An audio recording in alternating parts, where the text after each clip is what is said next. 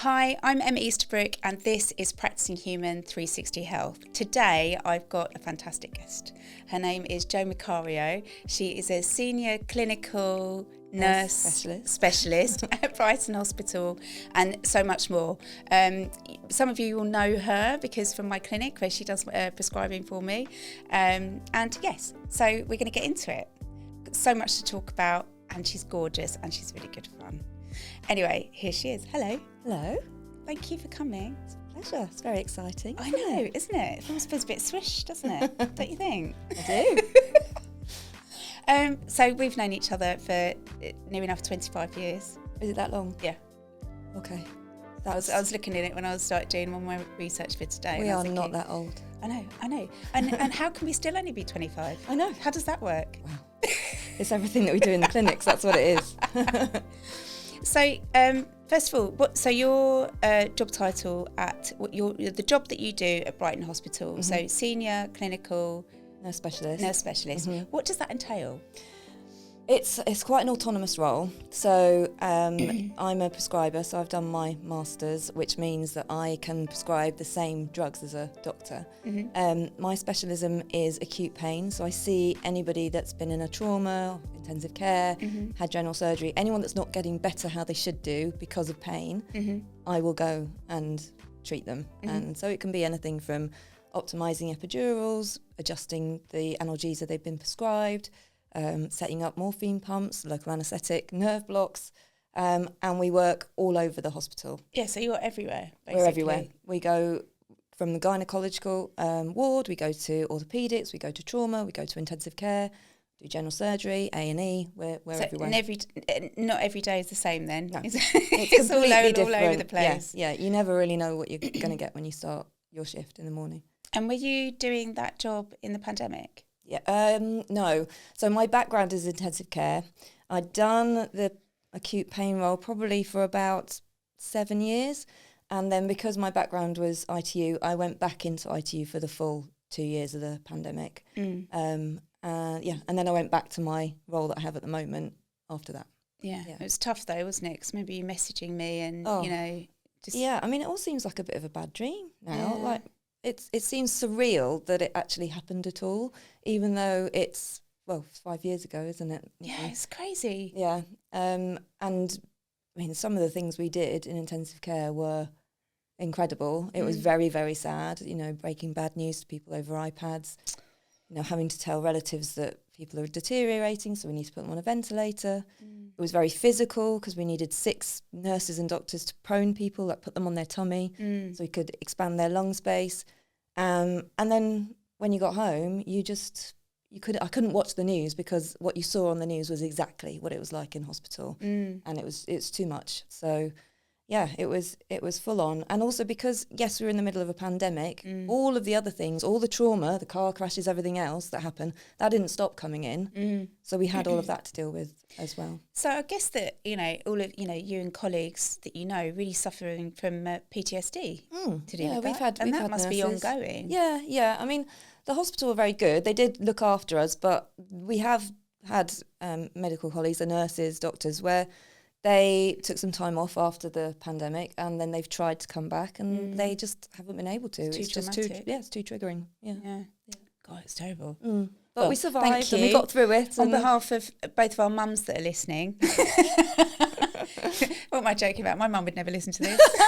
My mum will. Yeah. But thank you. My pleasure. It's appreciated. Thank you. And I know a lot of people feel like that too. Thank you. I think you're amazing. Thank you. So you and I have been friends for nearly 25 years. And then, as you know, I think it was 7 years ago, I started my clinic. Yep. And so I started doing facials. So I went back very much to aesthetics because I had done it. I'd sort of done it when I was younger and I'd left school, but then I'd sort of left it and come back to it. And as you know, I got to a point in my life and I just thought, this is what I want to do. I want to do something that I'm going to benefit from, that I'm going to love, because I love speaking to women. It's one of my favourite things in the world. And it's making a difference. So it's having people come in and when they leave, they feel better. Yep.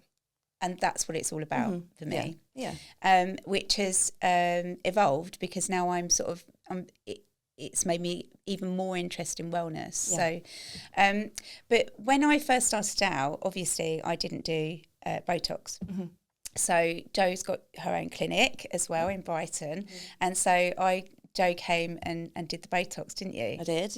I just come and do the Botox treatments for you while you got on with your other things. So, and then one day you said to me, why don't you do this? I know, because it's, you were there with the clients, you were recommending, you understood facial anatomy, you understood where the needles needed to go.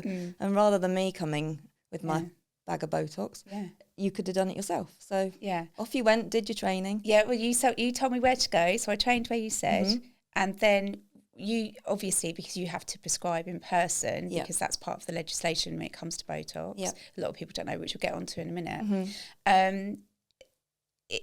I shadowed you basically for 2 years because she's excellent. This woman is absolutely excellent, and we share a vision in that we don't want any frozen faces. No frozen faces, no plastic faces. Yeah, natural. You can still move your face around. Yeah, rejuvenated. Yeah, so it's not about plastic fantastic. You're not doing that. Right, so I've got a really, obviously I know the answer to this, but it's a question that I get asked quite a lot, and I think it's going to clear up a lot of things for people. What's the difference between Botox and filler? So Botox is a prescription-only medicine, and it is a wrinkle-relaxing treatment. So what it's doing is preventing you from doing frowning, doing a cross face, raising your eyebrows as much, creating those horizontal lines. Filler is classed as a medical device, so it's not on prescription. And really that's for enhancing features like cheeks, like lips. Some people do jaw lines, but that's the difference. So I think people get really confused because they might see someone perhaps who's very enhanced, that has got, the cheeks and the big padded out lips and things, and they don't know what the difference is. So with Botox, you would use it across the forehead. For your frown, for your like horizontal wrinkles here, crow's feet. You can use it in bunny lines. You can use it in the corners of your mouth just to kick up the corners of your mouth. You can use it if you grind your teeth. You can use it in your masseter muscle here. If you can use it in the platysma. You can, which is this big muscle that stretches here. If you've got really, I think I've got it, but if you've got this, then you can relax that and just elongate your neck. So, and the other things that you can use it for are hyperhidrosis. So that is people that sweat an awful lot. So you can inject it just under the skin in your armpits, and it just reduces the amount, which is great for some people because it can be absolutely life-changing. They don't have to worry about what colour top they're going to wear in the summer. Things like that. So, and also the good just to add to that, I know somebody that has it in their eye to stop a squint. So it stops that muscle from, so it's actually really, really clever stuff. And the thing that I really like about it is it stays in the body for 12 weeks and then it's gone. And hasn't there been Botox found when they've tested soils? So it's not a complete, it leaves the body, depending on somebody's metabolism and their biology and how their bodies work. And also what's happened is your muscles produce new receptors, and then they can pick up the acetylcholine, which is the neurotransmitter that causes whatever you do, blinking, contracting your arms, lifting, smiling. Your muscle picks up on acetylcholine, which tells it to contract. So the Botox sits on top of the receptor and basically blocks it from, and it also reduces the amount of acetylcholine that is produced. So it blocks that message getting through, and then the muscle will grow new receptors that are unaffected by the Botox, so they can then start picking up the message to move again. What I've noticed as well with Botox is people say, well, how often do I have to have it? And actually, I think the clever thing about Botox is when you put it in someone's face, they're so unused to moving that muscle, you don't need to have it every 12 weeks. Some people have it every 6 months. Some people once a year because you're not used to moving those muscles around, so you don't. So I think that's quite an interesting point to make. When I always say that to people because I think it's quite an interesting one. And I do think it's about subtlety, as you do. I know it's like we're on the same page with that. You do get people that if your whole face can't move, you get this weird smile, and it's called a Duchenne's smile, and it's one of those smiles that you're not really sure whether it's real or meant, or, you know, you can't interpret it because the rest of your face isn't moving. Yeah, because if you inject too low here, that's what you get. You get that weird sort of thing there, don't you? Like, which you can spot a mile off, can't you? Yeah. You know, when you look at celebrities, you can see it, can't you? You know, if you really have a look, you know, to see what they have done. And sometimes you think they've got loads of money. Yeah. Like, surely they've got a good Botox person. Yeah, no. I don't understand. I know, so you need to come and see us, really. Well, yeah. That'll be the easiest thing. Absolutely. So filler is a different animal. So filler, that's what people will think of when they think that somebody's really overdone, I think, which is the filled in cheeks, the filled in lips, and just a bit overdone. But it doesn't have to be overdone, and I think there's a real place for it. Like, you know, when you're correcting someone's there is. nose. I mean, I don't do filler. I think neither that you do need I. to go and see somebody who specialises purely in filler. But the scary thing that we talk about is it's not legislated. Anyone can buy it. Anyone can inject it into somebody's face. Yep. Yeah, I did see. Did you see that TikTok of that girl that was doing her friend's lips in the front seat of her car? No. Yeah. She had her tip back on the passenger seat, and then she's leaning in from the back seat, just doing her lips. No way. Yeah. That's scary. It is. It's really scary, which is why they're now trying to tighten up the regulations. Yeah, because we need more regulation in that industry. Absolutely. You know, no issue with that whatsoever. Because how long does filler stay in someone's body? It can be. Usually, it's broken down within sort of 9 months, a year. The real issue with filler is things like vascular occlusions, because if you compress a vein or an artery with filler, then you can't get blood flow through to that tissue. Oh, it's scary. And it is scary.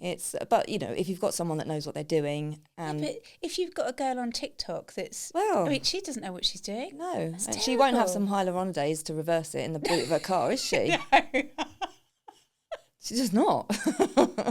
And then also the other thing is going back to Botox with pricing. So a lot of people can get it for cheap. And what are the reasons why people can get it for cheap, Jo? Because they're buying it off the black market. So they will not. There are 7 brands that are licensed in the UK.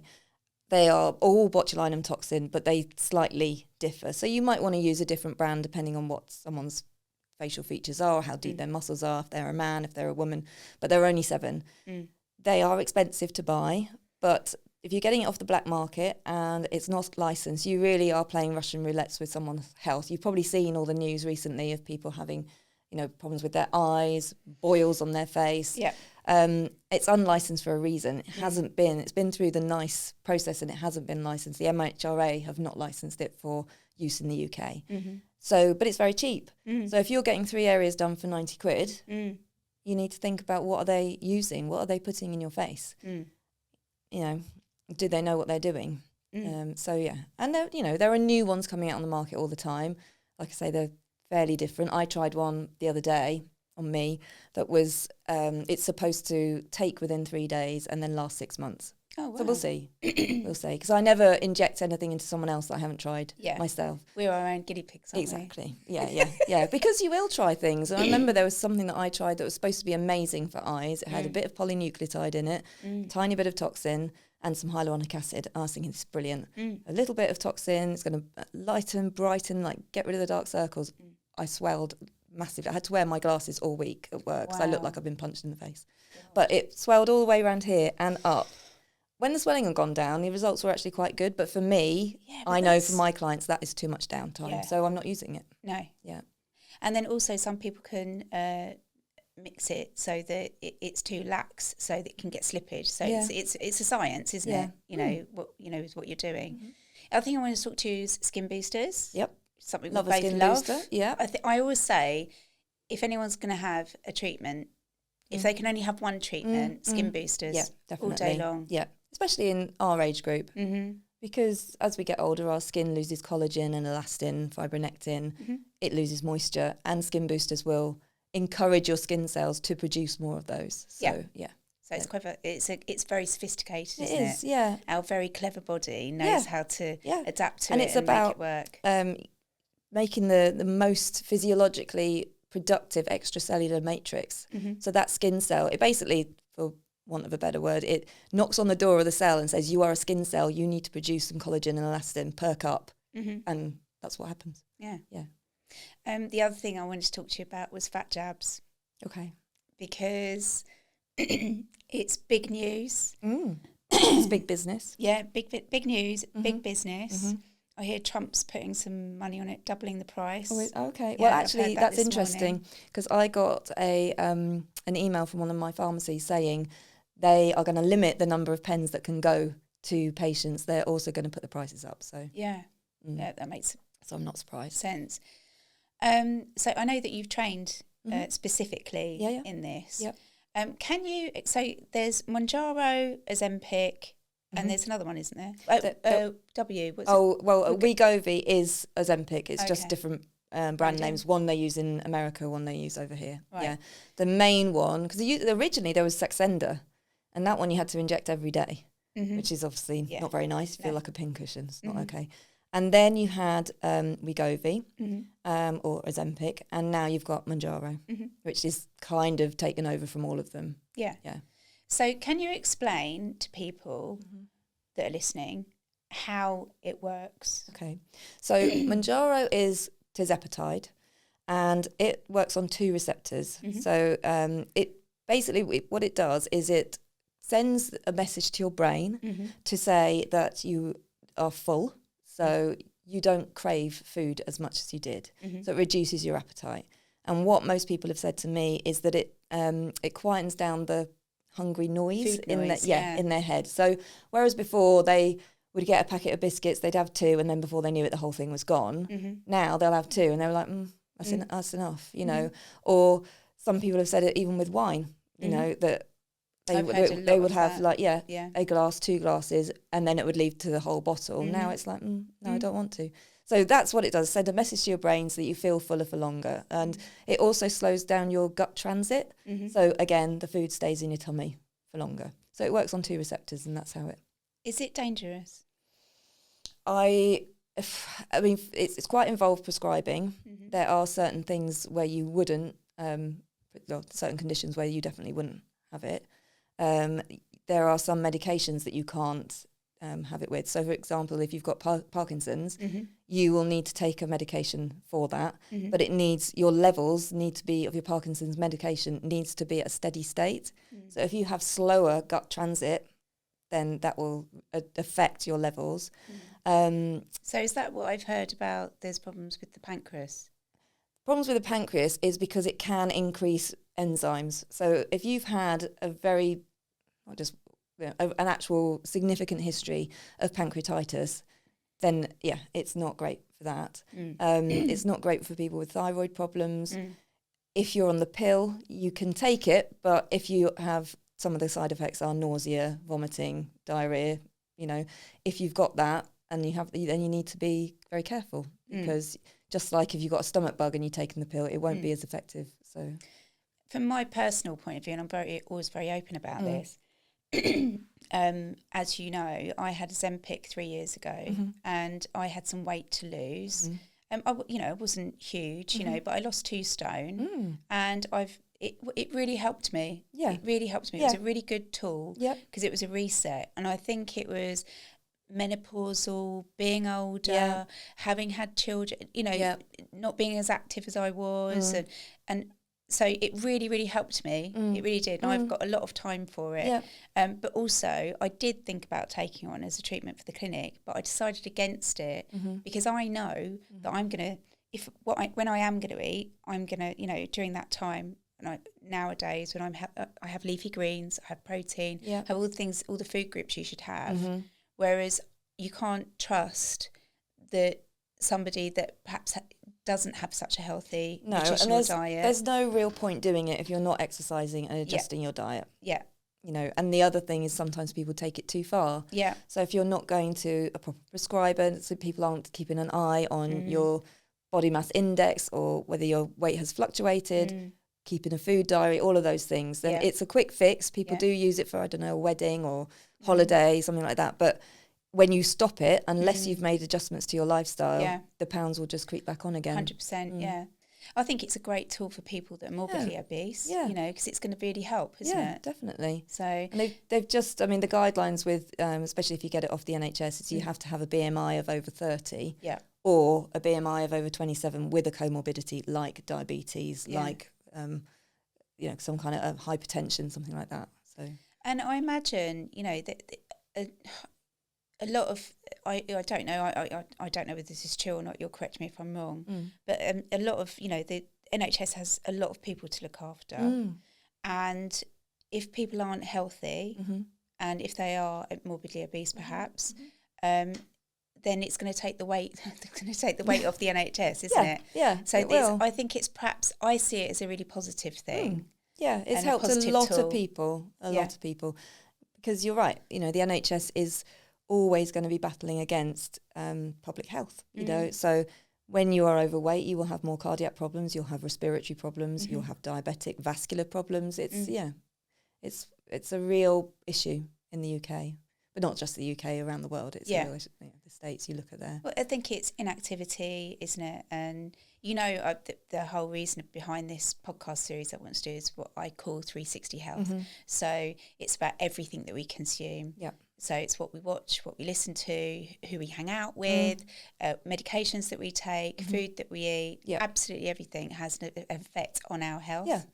And I think that people are a lot more inactive. You know, you look at blue zones, you know, like in Japan, and you know, and I think it's about community. It's about lots of different things, lots of different components that contribute towards longevity but leading a really healthy, able life.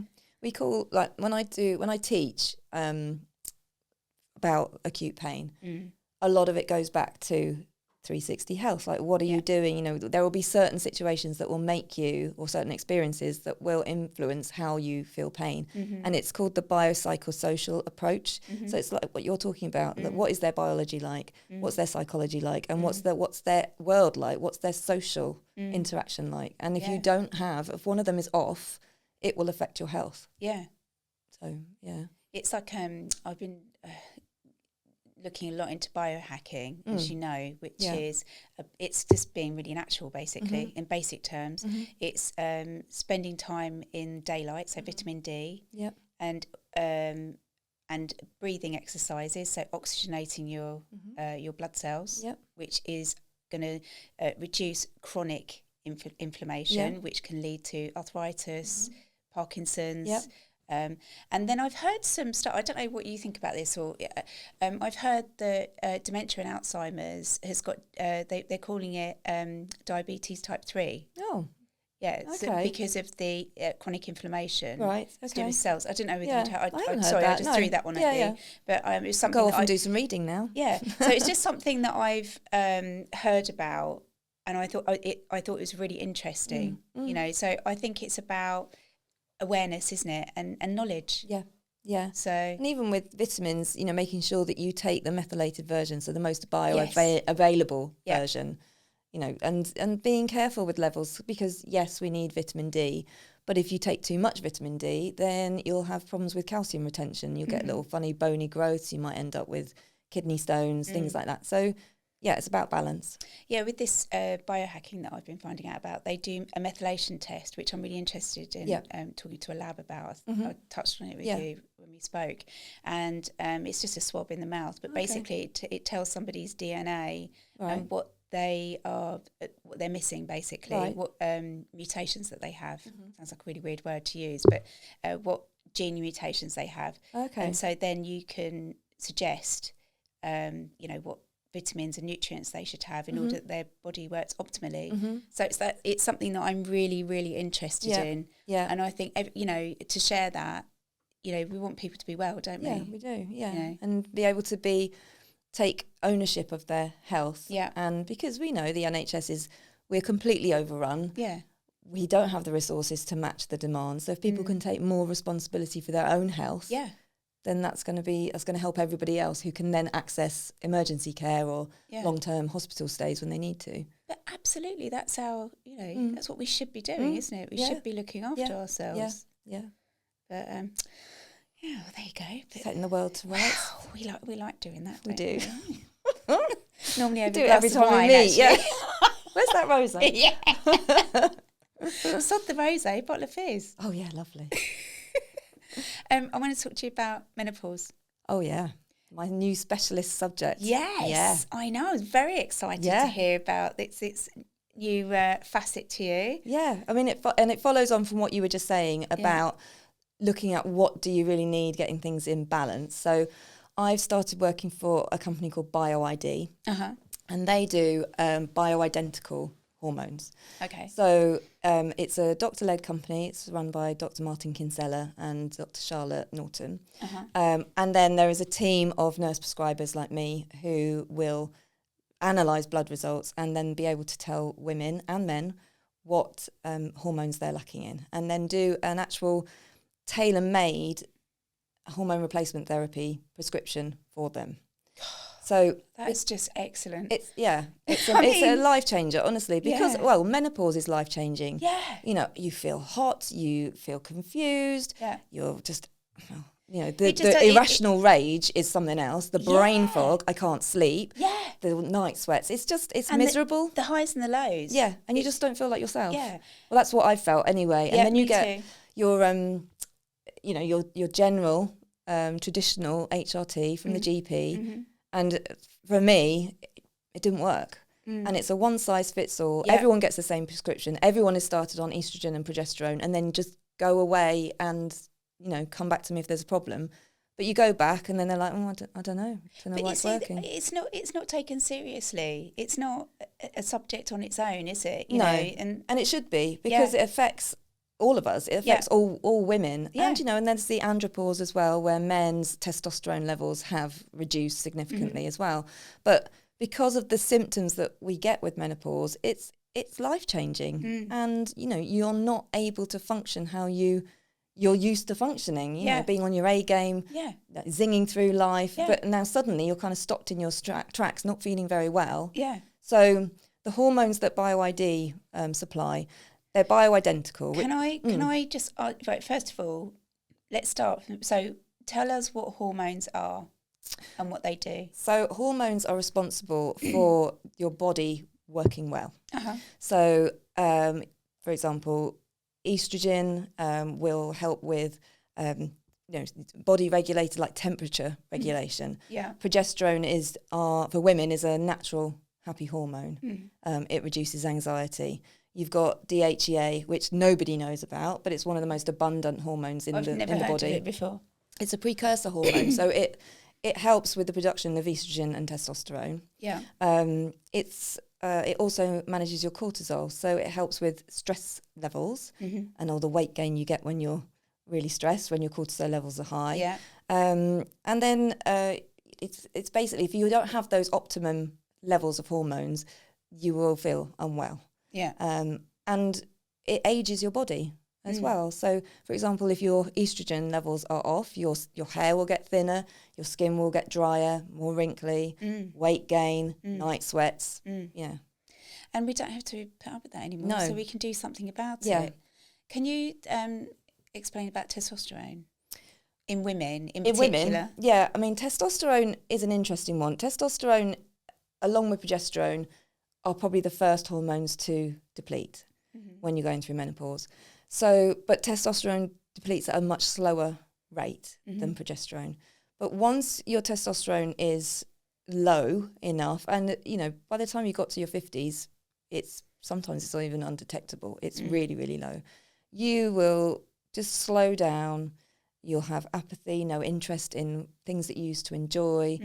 You won't have the get up and go that you had. You lost your sparkle a bit. Your libido is on the floor. Like, yeah, exactly. Well, it's not on the floor. It's gone out the back door. It's just left. It's gone. So, you know. It's left the building. Bye. Yeah. So no more sex, please. No, we don't do that anymore.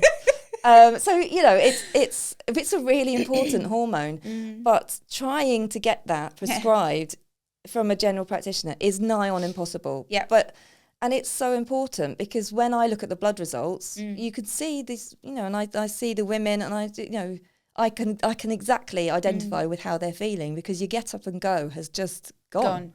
Yeah. Well, at the end of this, at the bottom of the thing, we'll put how people can get in contact with you to have that done. Because, you know, I really, really want to have that done. Yeah, we'll do it together. Yeah. Because how it works is that you have a consultation, an initial consultation, going through your symptoms, what you're experiencing. Then you will have a blood test, a venous blood test. And what they do is they send a phlebotomist to your house to take the blood. Yep. Then that goes off to the lab, and then you'll have a main consultation with someone like me. I will look at your blood results. I'll go through the symptoms with you, and I'll be able to tell you how the hormones that you're deficient in are causing your symptoms. And often they will link. Sometimes we tend to go off symptoms more than blood results, but usually they do correlate quite well. This episode of Practicing Human 360 Health is sponsored by Star Treatment, my wellness clinic in Henfield in Sussex. I offer IV vitamin drips, B12 shots, skin boosters, advanced facial treatments and anti-wrinkle treatments, all designed to make you feel and look your absolute best. Check me out on check me out on Instagram at StarTreatment24. So what happens, for instance, and I know there'll be lots of women in this situation, I'm on estrogen, Lenzetto, is it called? The spray, the spray thing. So how would that affect a blood test that you saw? So if you are in menopause and you are on HRT, then you can take the test any day. Okay. And even if you're on HRT, your estrogen might still be really low. So it might be that you need to up the dose of that. And, you know, we could up the dose for you of our estrogen, not the one that you've got from the GP. Or it might be that actually you're taking too much estrogen. You're in an estrogen dominance and what you need is more progesterone or testosterone or DHEA. So that you can have that blood test anytime. If you're perimenopausal, i.e. still having periods, whether they're regularly irregular or, you know, they're every 2 weeks, and because that's kind of what happens when you're leading up to the menopause, we will help you work out when day 21 of your cycle is, because that is when the progesterone will be highest, and that's the optimal time for us to basically look at the balance of all the other hormones in the blood test. So what age could somebody you're looking at? I mean, if you've started to get perimenopausal symptoms, some women are in their 30s, you know, and you can go up to your 50s. I mean, some people's menopause, some people say it can last for 4 years. Some people have experienced it for 12 years. Yeah. So as long as the hormone replacement therapy is working for you, just keep going with it. And you'll start noticing, so in your 30s, your estrogen has already started dropping. So you'll be losing about 30% of your estrogen. By the time you've got to 50, you're 75% depleted. Yeah, so, well, I heard from a friend of mine that had cancer that apparently you lose all your estrogen between 50 and 70. Yeah, it's all gone. Yeah, by that point. I wouldn't be surprised because when you get to 50, you're 75% gone already. Yeah, well, that could lead to problems with osteoporosis and all that kind of thing. You know what you were saying to me about your frozen shoulder? Yeah, that is a symptom of menopause. Oh God, it's a really classic one. A nightmare. Yeah, joint pain. Yeah, but classically frozen shoulder. Yeah, and you know what you start feeling like your body just moves, doesn't it? When you're younger, you just move and you don't think about it. But even like my knuckles, like I think, oh, my hip, I can feel that now. I'm really aware of my joints, and that is estrogen. Yeah, it's estrogen deficiency. So just because I think people might be interested because they might be in the same situation as me.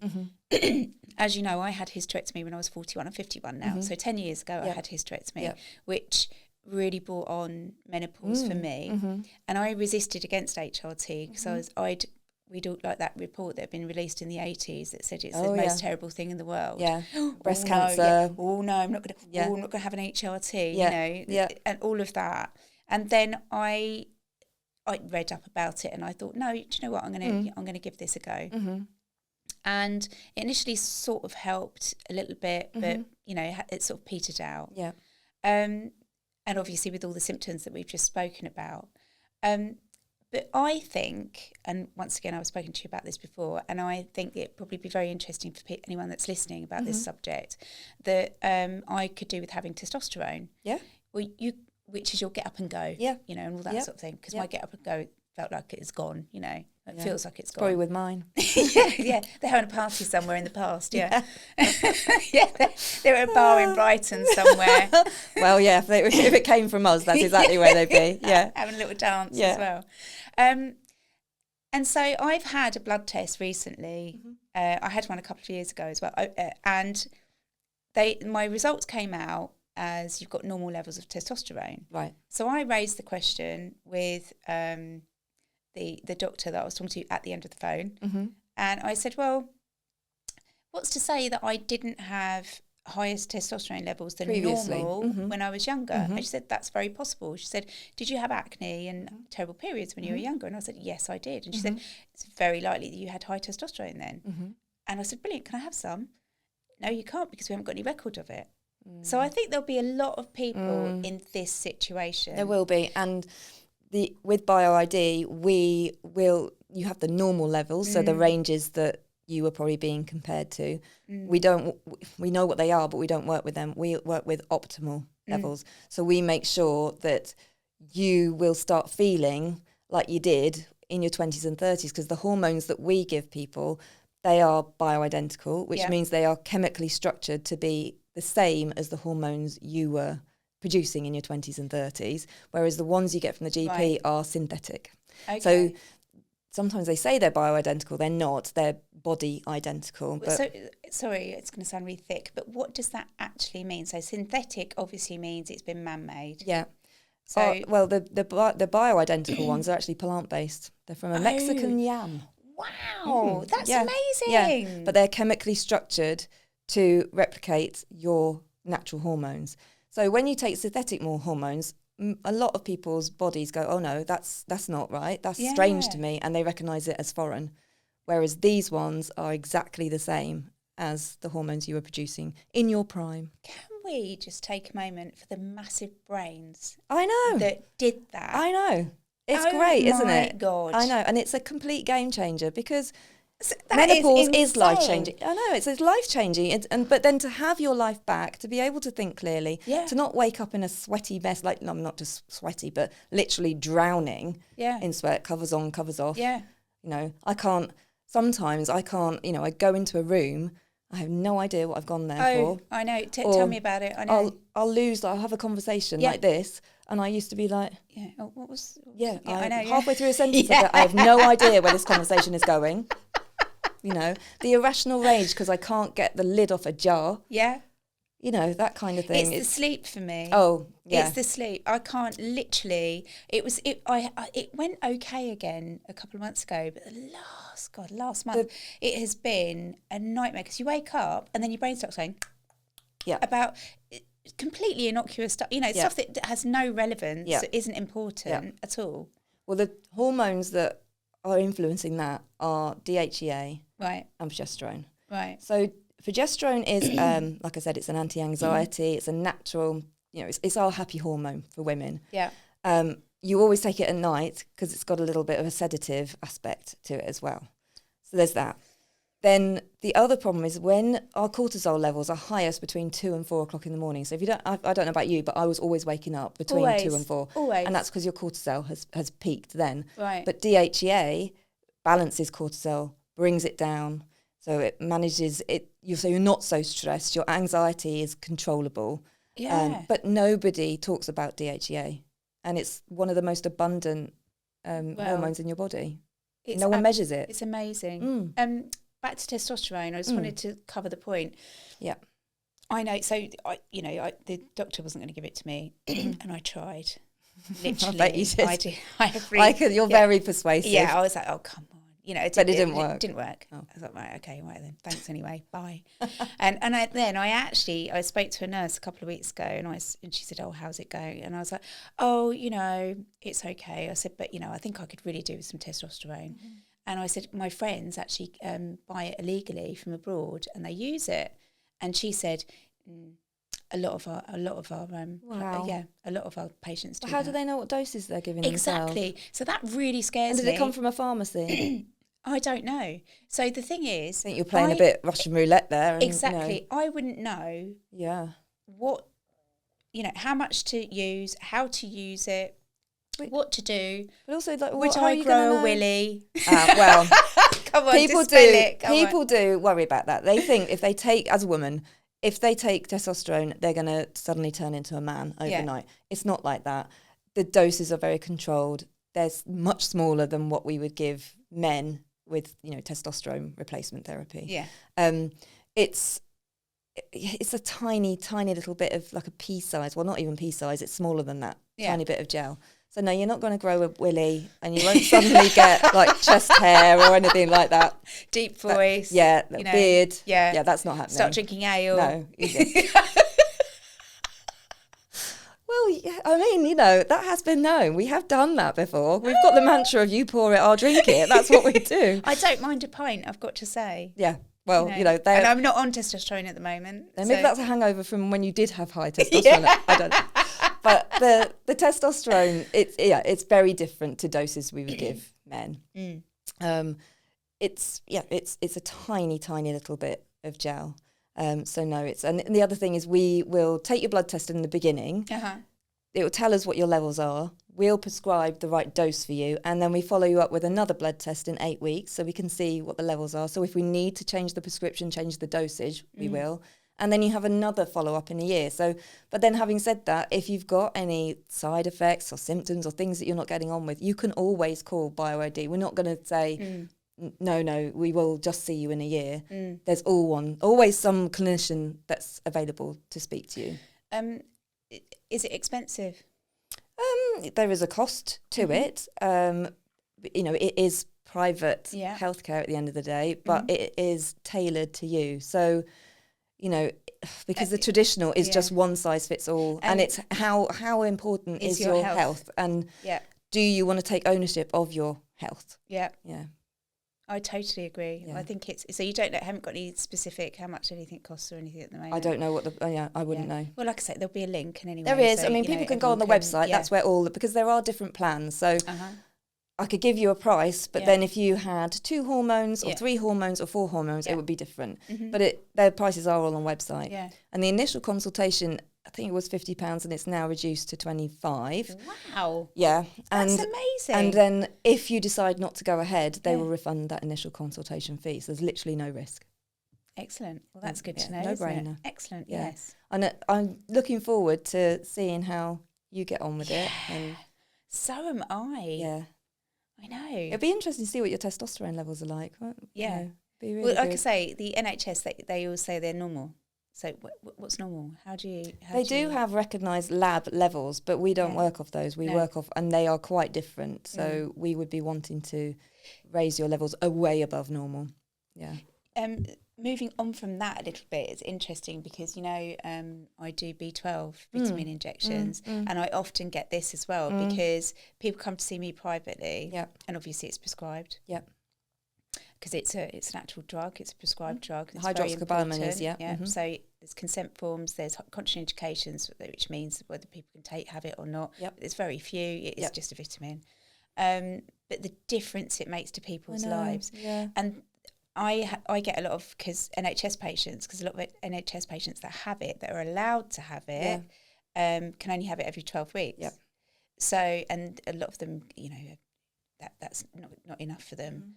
But I've heard that the range in the NHS it's the same. Is really, you've got to be, in serious you got to be. It's got to be super, super low. It's the same with the BioID levels. There is an optimal level and there's a lab normal level. But if you went anywhere in the continent and had your B12 levels done, what they consider low is within the normal range in the UK. Yeah. So you might be feeling off, like you need a boost from vitamin B12. Yeah. But you'd have to be super low for you to get it prescribed by the GPs here. I mean, and vitamins are really important in menopause as well, especially B12. So they do, BioID do supplements as well, which have got B12, B9, vitamin D, which you were talking about before, magnesium. So those are one of the ones in the morning. And then in the evening, there's magnesium and zinc. So, as well as the hormones, the vitamins are an essential bit of looking after your health. Well, I think, it's nice to think that there is a company that is, God, it sounds like I'm plugging them, but, that actually is covering the whole thing. Yeah. You know, and looking after, you know, but feeling held, isn't it? Yeah, And feeling, it is. And listened to. Yeah. And not just, you know, dismissed with, here's a patch, here's a spray. Because, you know, one of the drugs that you get is a progesterone drug. But I never knew that the doses they give to us in the National Health are probably half the dose that we would prescribe. Wow. And also I didn't know that probably people that are in menopause, we probably need to take progesterone every day rather than the instructions that you get, which says that you take it for 15 days, you know, and then stop and then have 2 weeks off and then go back on it. So I've learned so much. And it's important to me because as a nurse, obviously that's what I want to do. I want to help people. Yeah. And this is life-changing for people. It really is. If you get hormones balanced and, you know, so that they are the most optimal physiologically, those levels are correct, you know, you can think straight. You can manage all those plates that you used to spin. Yeah. You can do them again. Yeah. Yeah. I can't remember, God, a menopausal moment there, but I can't be. Have I asked you how you got into all of healthcare? No, I haven't. Yeah. So what led you here? How did that happen? It's a bit of a long journey, really, because I think I always wanted to be a nurse. My mum's a nurse. My dad's a GP. My mum always. They always talked about their jobs, and I used to soak it up. I used to love listening to them, and it's like, just give me more, like literally osmosis. I used to just soak it up.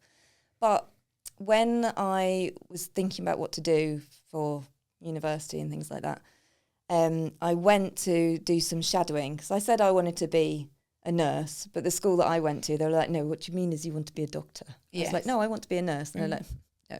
Anyway, so I went and did some shadowing. So why was that? Why didn't you want to be a doctor? Because you're more, you know, you'd be qualified enough. I didn't know, but it just felt in me that I wanted to be a nurse. I couldn't see why it was, but when I went and did this little bit of work experience, like shadowing, I knew why it was, because I could see that the doctors went in and they would, you know, see their patients, review their patients, and they'd literally been in and out. It was the nurses that stayed behind to explain, you know, did you get what he just said or she just said? They were the ones that were there being more holistic, and they were there for the families. They were the ones that were actually spending time, and I wanted to spend time with my patients. So that's probably why I wanted to do it. But I think, you know, when you get A-levels and you're looking at universities, I didn't really know what to do. So with the A-levels I got, someone said, oh, you could probably go and do a law degree because it's a good all-round degree, and if you're not really sure, go and do that. And I did it, but it just wasn't for me. I mean, I just found it really dry and, you know. So I did what anyone does with a law degree. I went on a graduate scheme with Topshop and I did retail law. I mean, it was great in your 20s, and, you know, like you're there with all the fashion shows, London Fashion Week. Oxford Circus? Yeah. We opened Oxford Circus. I still remember it, but... I wish that shop was still open. Oh, so do I. It was so good. I know. But it was all of its time. It was great when I didn't have any children and I was just tottering about London. It was really good. And I was around. Yeah, we were on the buying team, so we did all the you know, the merchandising projections of sales, and then we would sort out the contracts between the buyers and the suppliers. It was great fun. Did you get loads of clothes? Loads of clothes. Loads of samples. I've still got some. I have. Actually, this might be one. This might be what I think it is, you know. This is one. But obviously looked after it very well. But yeah, it was great. It was of its time. But when I got married and had Oscar, my oldest boy, it was just I wasn't that, I didn't care anymore. Like, we used to crowd around the fax machine. That's how long ago it was. The fax machine. Yes. And we would all look at, oh God, what the Spice Girls had bought that day. And I just got to the point where I really don't care what knickers Emma Bunton's bought. Yeah. I want to get home to my baby. I love Emma Bunton, by the way. It's not. Who doesn't? Who doesn't? She's got a great name. She has. But so that was the end of that for me. And I had Oscar, and I knew that I wanted to be a working mum. I wanted to go back to work. So I thought, okay, if I'm going to go back to work, I'm going to do what I really wanted to do, what I should have done in the first place, which was nursing. So my mum used to come down, look after Oscar once a week, and I got a job at the Martlets at the hospice. I was because I wanted to see if I could do it. And actually it was one of the most positive places I've ever worked. And I thought, this is what I want to do. I want to do nursing. So I applied to Brighton Uni with a 2-year-old. I went through, did a good degree, had Lucy in my final year. I remember. I know, madness. Yeah. Qualified, and then my first job was in cardiac intensive care, and I stayed there for 5 years. And then I went down the nurse specialist route because I found it fascinating that you can do the best surgery in town, but if you're in pain, you won't get better. You won't eat, you won't move, you won't engage with physios, you'll just be stuck to your bed, or you'll get a chest infection because you can't breathe. So, and we developed a new pain pathway for cardiac patients who had open heart surgery and had big chest strains in and things like that. And it shortened their length of stay in hospital, and it was brilliant. So that's why I went down. Feel good. Yeah, that's why I went down that path. And then I was a nurse specialist for 4 years, and then I got an opportunity to do my master's so I could do my prescribing. And that wasn't an easy one, was it? Oh my God, it's one of the hardest things. I mean, I know that I did a law degree, but that was with, without children. Yeah. But prescribing, because of the legal, the ethical, the pharmacological side of it, and the kind of drugs that I prescribe, then they're mainly opioids, local anaesthetics. Then it's not just a bit of paracetamol. So there's a lot to think about. And then you also had to do your advanced physical assessment module as well. So you're having to assess every system of the body, palpating the abdomen, listening to chest, listening to the cardiac, looking at neurological deficits. So it was a lot, but it changed my job massively. Because now when I see a patient that is in a lot of pain, I can assess them and then make my diagnostic decision. Then I'll make my prescribing decision, and I can prescribe it and go and get it. Because before, what I was doing was having to write in the notes, "Dear doctor, I think this is the clinical picture. Please can you prescribe da-da-da-da." Then we'd have to wait because they're so busy, to eventually get around to reading the notes. And I like the autonomy. I like being able to, see different patients all every day. Yeah. And moving around the hospital. And then, it's nice because you get onto the ward and then the nurse is like, "Oh, thank God. Yeah. The pain nurse is here." Yeah. Relieving it, not causing it. That's the idea. Yeah. Maybe I should change my uniform. A little black leather outfit instead of my navy blue sisters. Stethoscope, you can just have a whip, can't you? Yeah. Don't know how that would go down. I don't think. I don't know. Some might like it. I'm sure there is. There's a gap in the market for it. It's not my market. Somewhere there'll be a gap for that. Not for me. But that's how I got into it. It was a bit of a late start, but looking back on it, I think actually just having some life experience was really beneficial. I had been through tricky times. I had a baby. Yeah. I'd had relationships. I'd had illnesses, and or people that I knew had illnesses. Yeah.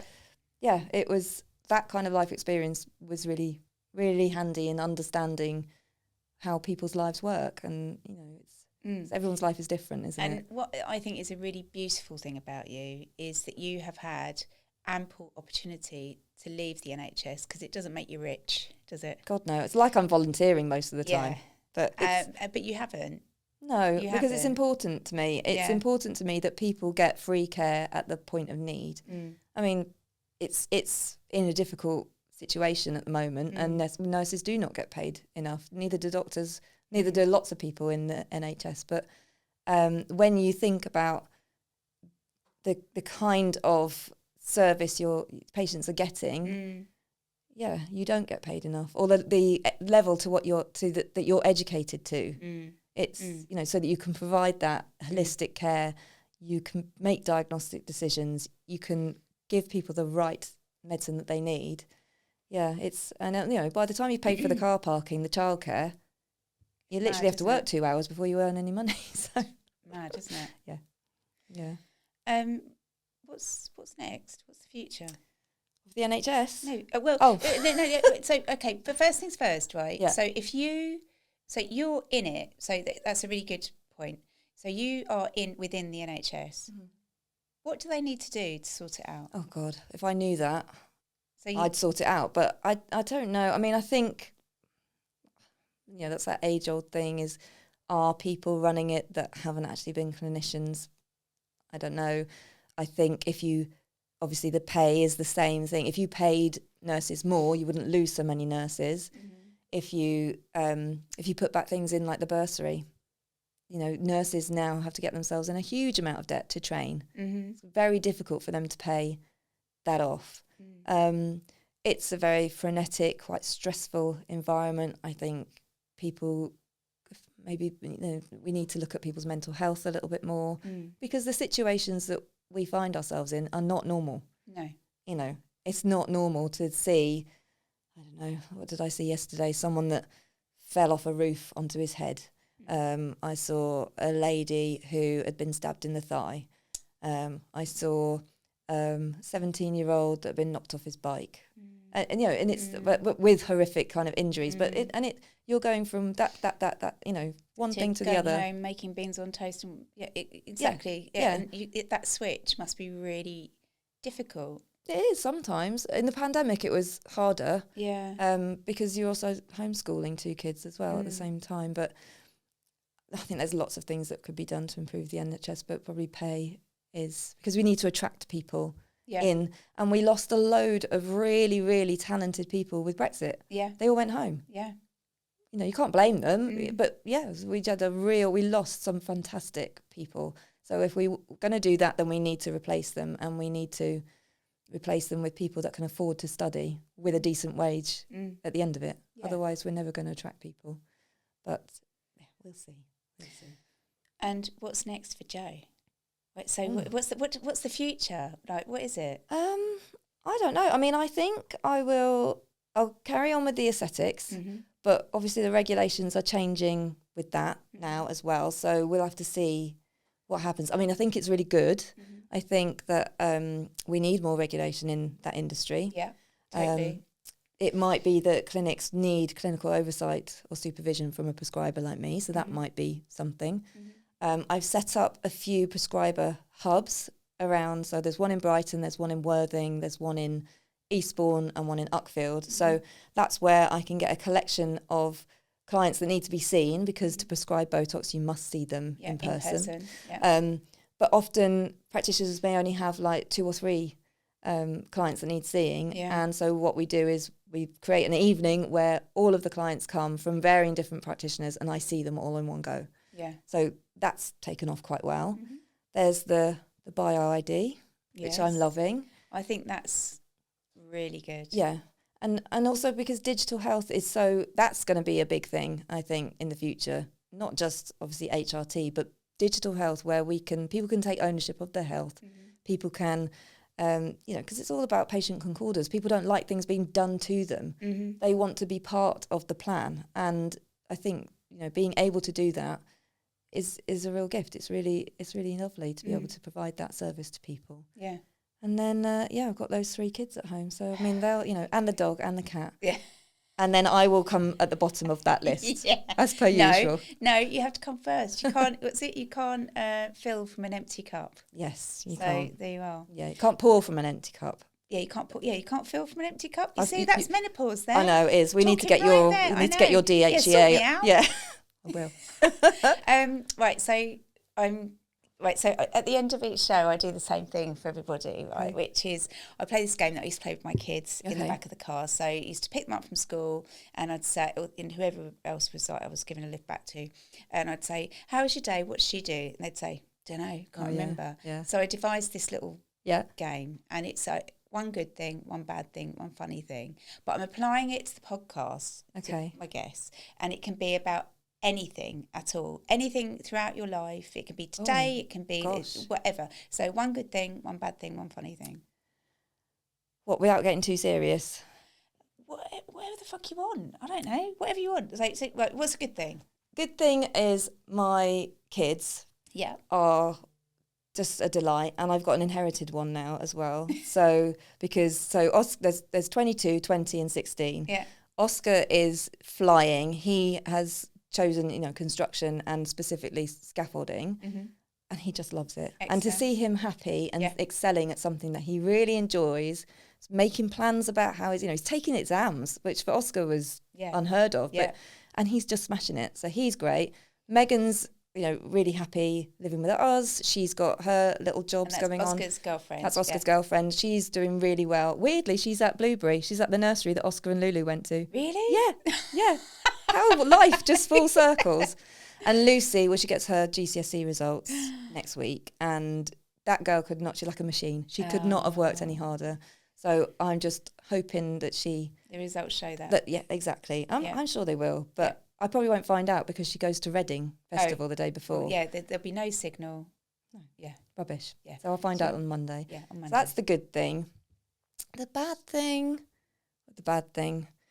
I mean, it's not ideal being divorced twice before you're 50, is it? But I just think it makes for a really interesting dinner party story. Yeah, there is that, and onwards and upwards and a new chapter. So maybe that's a good, I don't know. But yeah, it's a disappointing thing. So that's, let's not go too far into that. So that's that. And the funny thing is my dog. Because Rocco is a 3-year-old Cavapoo. And he is an absolute delight. Mm-hmm. Every morning I come downstairs, he just is so delighted to see me. He spins around, he does high fives. Like, my mummy is back. 'Cause he doesn't know the difference between me leaving him for 3 minutes or 3 days. Yes. So he's the funniest wee thing. I just adore him. And the kids say to me, you love that dog more than us? I know. I'm like, I can't lie. Because he's always pleased to see me. He doesn't open the fridge and go, there's literally nothing to eat. Yeah, there you go. Doesn't pat me on the head and go, oh, little mummy. Yeah. So, he's the funny thing. Little Rocco. Oh, my God. I've had such a lovely time talking to you. Yeah, it's been great. It's been really fantastic. Yeah, I loved it. I just want to carry it on now. I know. Should we take these guys with us? And then they can just film the rest of the evening? Drunk, throughout the evening. No, we don't want to see that. No one wants to see that. Do you remember that time we got banned from Jamie Oliver's because we danced on the bar? Oh, no. So we always say we're going to be good. Oh, my. Well, I don't know whether... should you tell the story, the Gary story? Gary Lineker? Yeah. What, when he asked me out? Yeah. I've just told it. I said no. Yeah. You regretted it every day since. Absolutely. My secret crush. And then he married that lovely girl. It's spitting image of me. Imogen, wasn't it? That was her name. Danielle. Oh, right. Okay, why was I thinking Imogen? I don't know. Maybe she looks like an Imogen. Yeah, I don't know. I don't even know how they met, but that was before, when he asked me out, it was way before, and it was when I was working for Topshop, so it was a bit of a... Yeah. Well. It was a good, he was having dinner with Simon Mayo. Wow, he's got to have dinner with someone, I guess, hasn't he? Could have had dinner with me. Do you know what? Maybe it's going to go full circle, and it's going to, maybe the time is now. You never know. Gary, if you're out there...